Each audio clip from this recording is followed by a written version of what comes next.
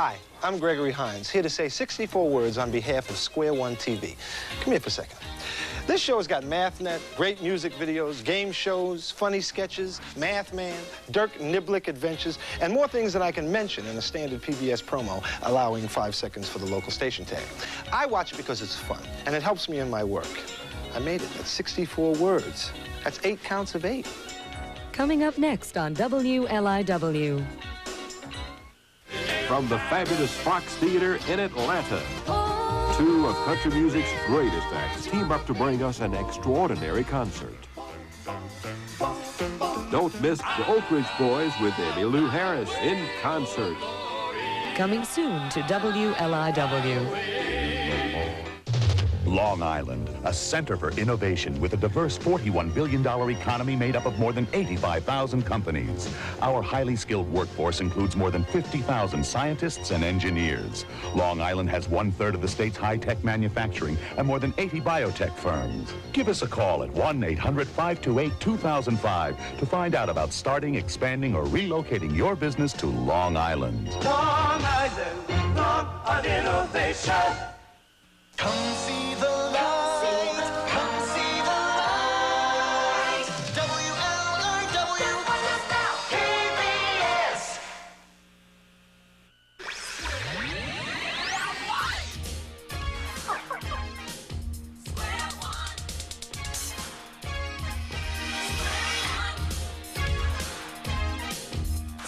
Bark, bark.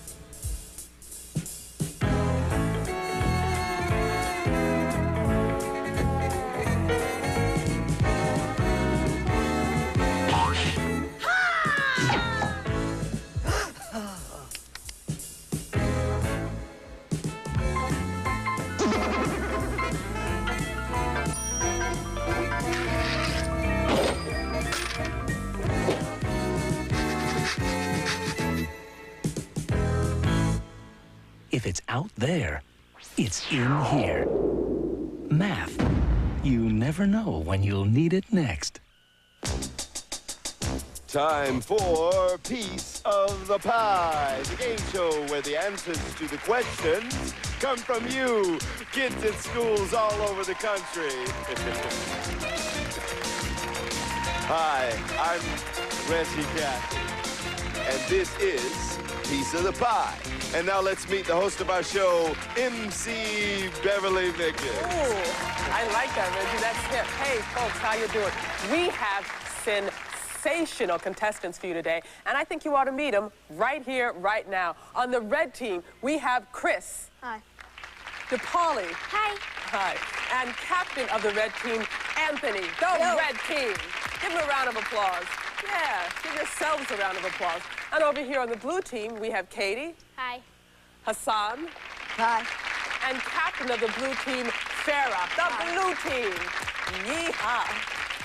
All right, team captains, why don't you guys come down here with me to the buzzer. And Reggie, tell the kids at home about today's first survey question. Okay, Beverly, we asked the kids at the Edmonds Elementary School in Burlington, Vermont, to name something you take on a hiking or camping trip. Beverly, they gave us 7 different answers. We need the top 5 answers on today's Piece of the Pie.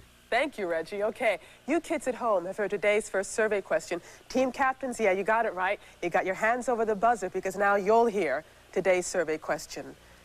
Name something you take on a hiking or a camping trip. Farah. Water bottle. Water bottle is good for 26% of the pie. Anthony. A sleeping bag. A sleeping bag is good for 20% of the pie. Red team has 20% of the pie. Blue team has 26% of the pie. We'll start with the blue team. Great, you guys. You can go back to your seats now. And remember, the object of the game is to get over 50% of the pie. All right? Hi, Hassan. Hi. Name something you take on a hiking or a camping trip. A first aid kit. A first aid kit. Ooh, good answer. I'm sorry, not one of the top 5, though. All right, to Polly, hi. Hi. Something you take on a camping or a hiking trip. Food. Food. Food is great for 23% of the pie. The red team has 43% of the pie already. Yes, you guys are really moving out there. Good for you, all right? Blue team, 26% of the pie. Katie, something you take on a camping or a hiking trip. Something to drink. Something to drink. Ooh. Already that was taken up with water, okay? Over to the red team with 43% of the pie. Chris, this answer could put your team over the top and win the game. Name something you take on a hiking or a camping trip. Backpack. Backpack. Ooh, sorry, no, not one of our top 5. Okay, back to Hassan. 26% of the pie for the blue team. Something you take on a hiking or a camping trip. Boots. Boots. Boots is good for 18% of the pie. The blue team has 44% of the pie. Very exciting already. Blue team has 44%. Red team has 43%. This is very interesting. That bell means that this is the final round. Both teams will be allowed one last huddle to come up with your final answer. Teams, please huddle now.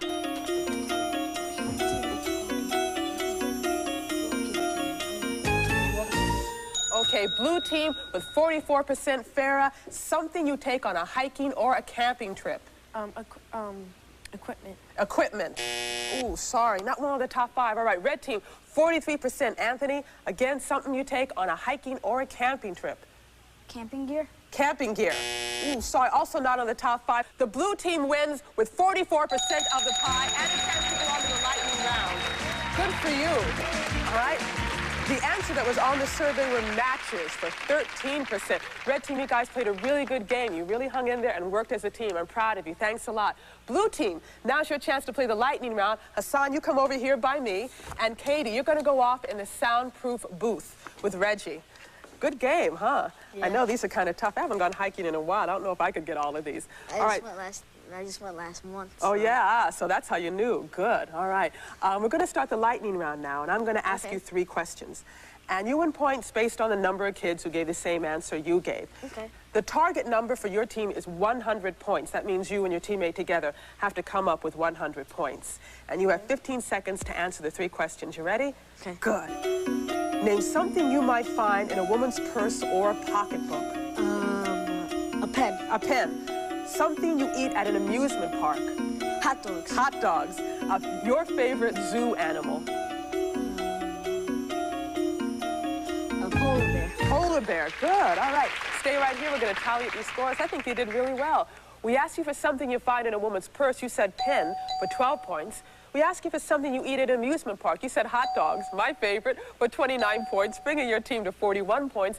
And we asked you for your favorite zoo animal. You said polar bear for 8 points, bringing your team to a grand total of 49 points. Yes, that's really good. Okay, why don't you take your seat, Hassan. We're going to bring in your partner, Katie. Hey, Katie. Hi. How are you? Good. Good, we're having fun out here, okay?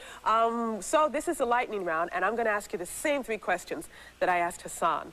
And you can't repeat any of his answers. The target number for your team is 100 points. Hassan has already received 49 points, so you need to get 51 points to win this lightning round for your team. And you have 20 seconds to answer the 3 questions. You ready? Good. Name something you might find in a woman's purse or pocketbook. Lipstick. Lipstick. Something you eat at an amusement park. Hot dog. It's already been taken. Hamburger. Hamburger. Your favorite zoo animal? Giraffe. Giraffe. Yeah, I like those too. All right, we're going to tally up the score, see how you did. We asked you for something you find in a woman's purse. You said lipstick for 38 points, bringing your team to 87 points. Ooh, very close already. We asked you for something you eat at an amusement park. You said hamburger for 13 points, bringing your team to 100 points and winning the lightning round for the blue team. Yippee! This is great. Our winners, the blue team, will each receive the Slick Square One jacket, not available in any store, along with a gift certificate for sneakers. And to carry all the loot home, the Sport Jester gym bag. For winning the lightning round, they also get the Square One wristwatch. Our runners-up, the red team, will take home the solar-powered laser hologram calculator and the ever-timely Square One watch. Yeah, thanks, Red Team. From the blue team and the red team, we all say thanks for watching Piece of the Pie and see you later. Keep going.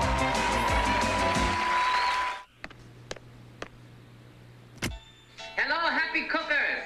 Today we're gonna make a popover. And what you need 1 cup of flour. You pour it in the bowl. 1 cup of milk. Pour it in the bowl.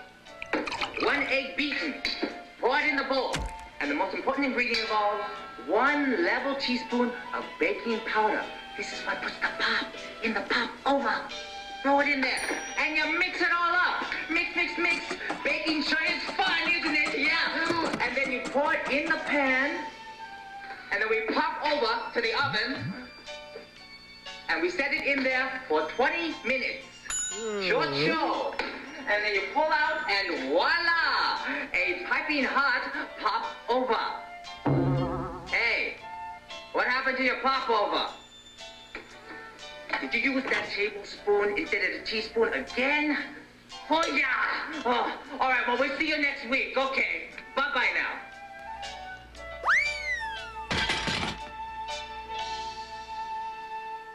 If it's out there, it's in here. Math. You never know when you'll need it next. The story you are about to see is a fib, but it's short. The names are made up, but the problems are real. It was Thursday, 9:43 a.m., and Monterey, known as the golf capital of the world, featured 18 beautiful courses. Combined par is 1,296. 3 of the courses are ranked among the top 10 courses in the world. The captain of the golf team is Joe Greco. My caddy is George Frankley. My name is Tuesday. I'm a mathematician. A mathematician with a handicap. No despair diamond.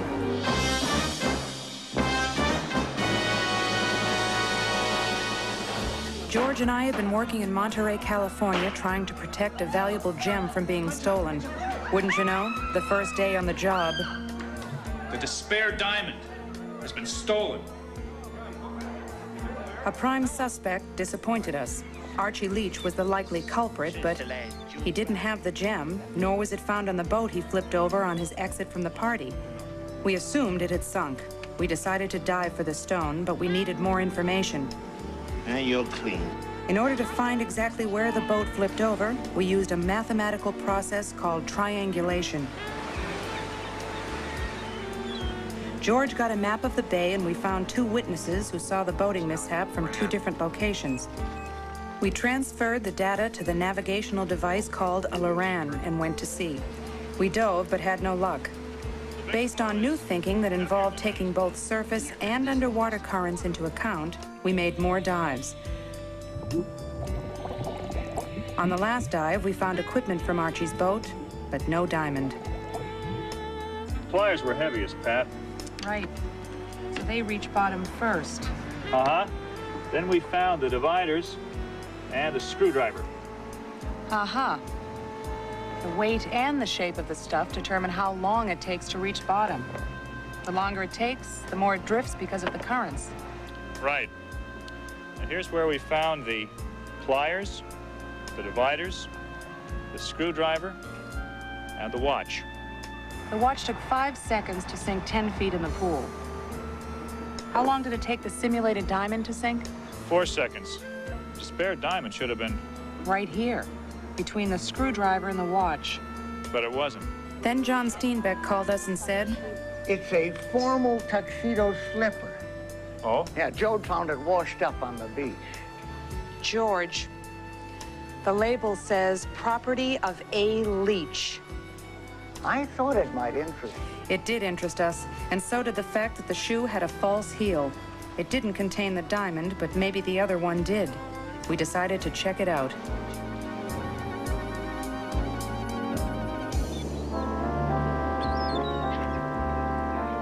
I'd say it was about 55 yards from the pin, wouldn't you, Mr. Leach? Oh, I never estimate in terms of distance, only golf clubs. I think you're a soft 9-iron away, I think. A pitching wedge. Let me show you how to hold up on a 9.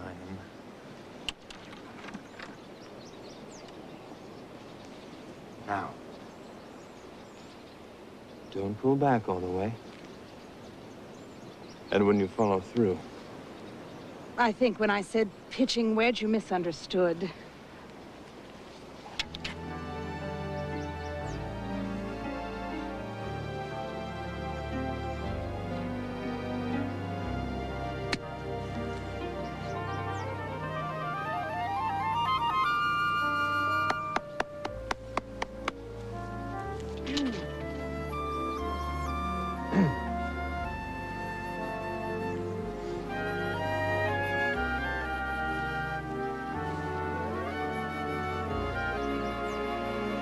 Hey, everybody, mind if I play through?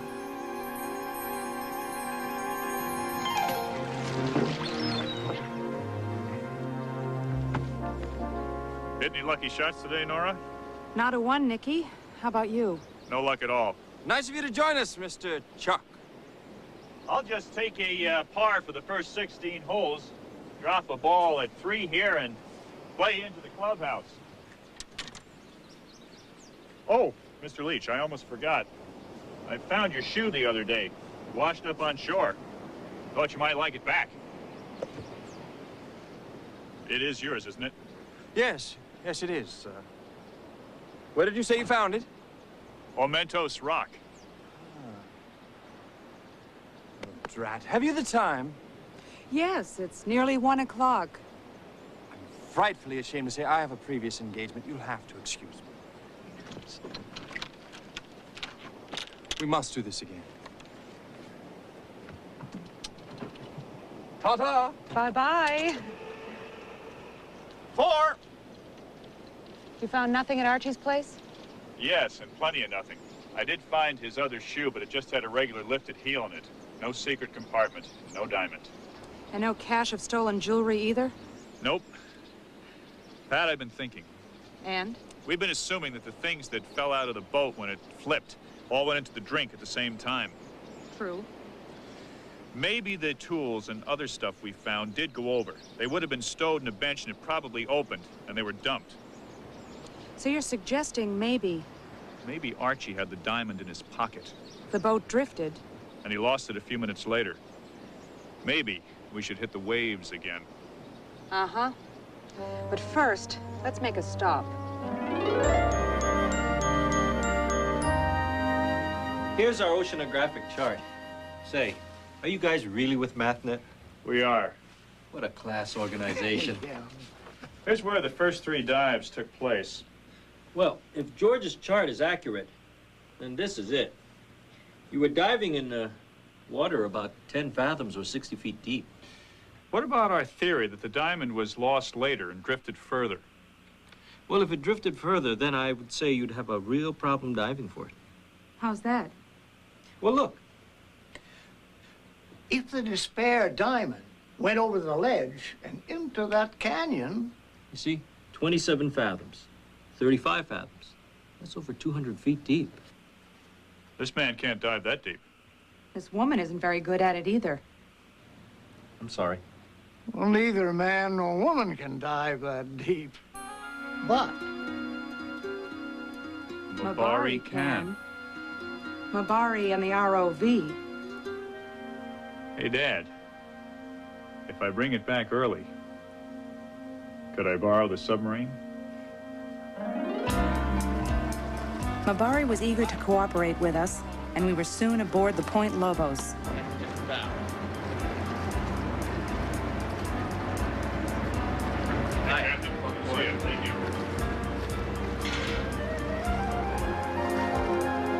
Before long, we were slicing neatly through the waves to our next undersea adventure. This one should prove to be a little bit drier.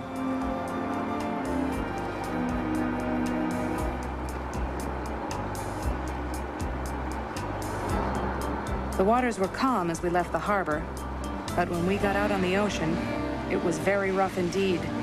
George and I hung on as the boat rocked in 12-foot swells, trying to get our sea legs and feeling a bit green.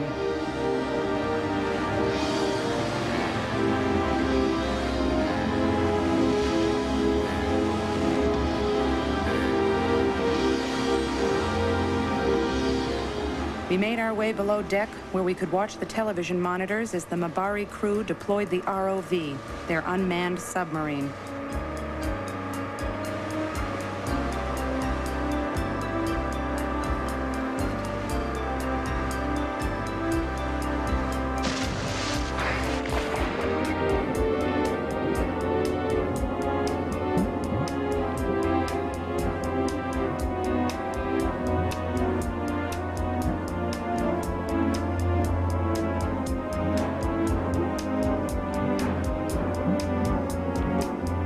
As you can see, we have a number of different images in the control room. This allows us to see around the vehicle with different views.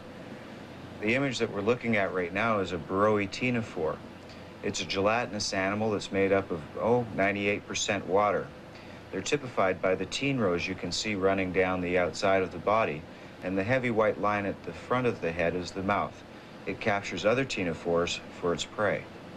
It's like a neon sign, isn't it? Very much so. Is this how you're controlling the ROV?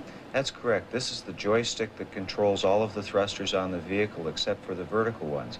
And the verticals are controlled by the slide pod in my left hand. The sub has 6 thrusters. Pat, did you bring the file? Yeah. What's up? Look at that monitor. What does the red thing look like? At 160 feet, it could be anything. What's with the photos? Archie lost more than a diamond and his tools and his shoe overboard. He lost his cummerbund. His cummerbund that he kept his pocket watch in. We found his pocket watch. Yes, we did. Can the arm of the ROV pick that up? Sure, no problem. Let's do it. Okay.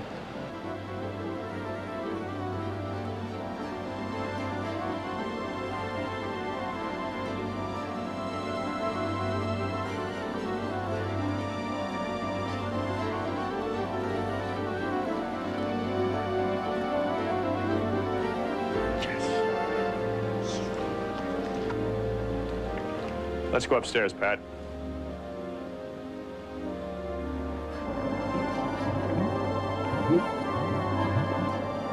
The deck was still going up and down, and George and I were still going up and down, wobbly and a bit queasy, but excited about what might be a major break in this case.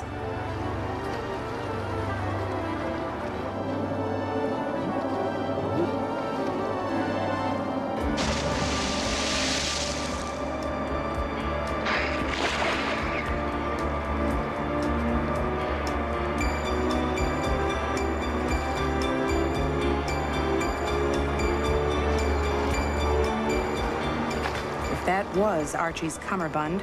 Well, we'd know soon.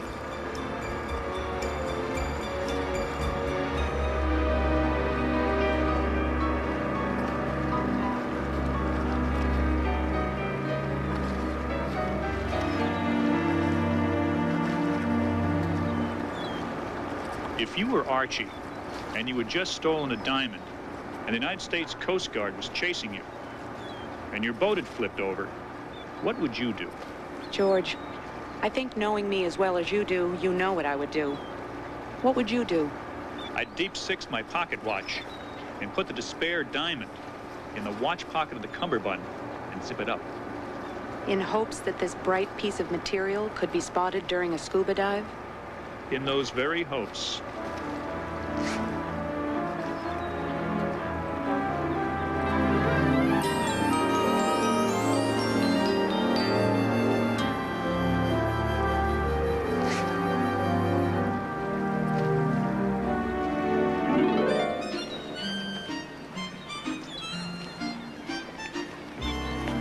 I'd find you eventually, Slaggage.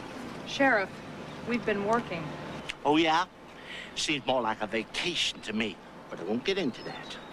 I have had our old friend Archie Leach under watchful eye. You been telling him? No, I've been watching him. Seems for the past day or so, every 6 hours, he'd go down to the beach along Point Cabrillo. What does he do? He just walks along the beach with a pair of binoculars, looking out there at the ocean. That's interesting, Sheriff. No, I ain't got to the interesting part. The interesting part just happened today. What just happened today?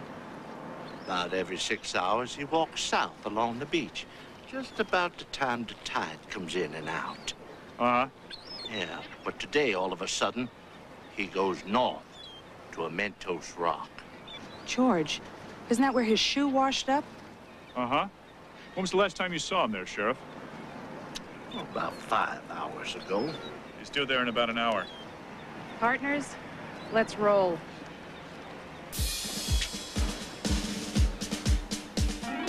We and the Cummerbund got to Mentos Rock in a matter of minutes. We prepared a little surprise for Archie Leach and waited.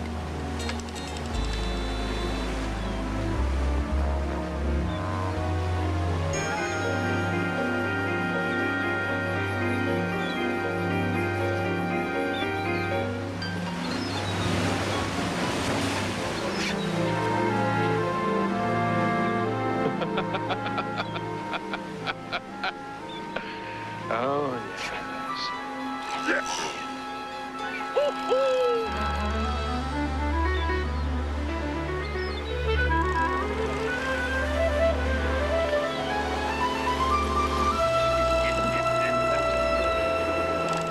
Anything to say, Mr. Leach? Yes. Looks like you caught me. Put him in the car.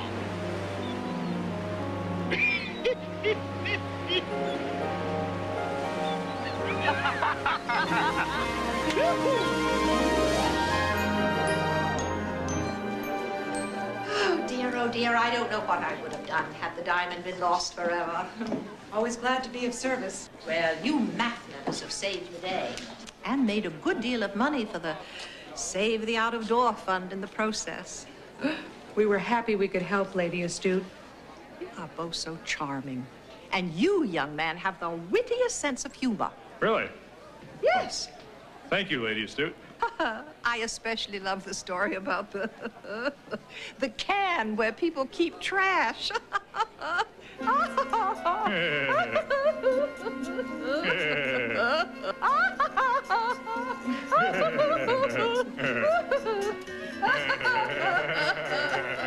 Archibald Leach confessed to a 487 PC grand theft and was tried and convicted in Monterey County, in and for the state of California. He is presently spending a great deal of time away from fashionable parties.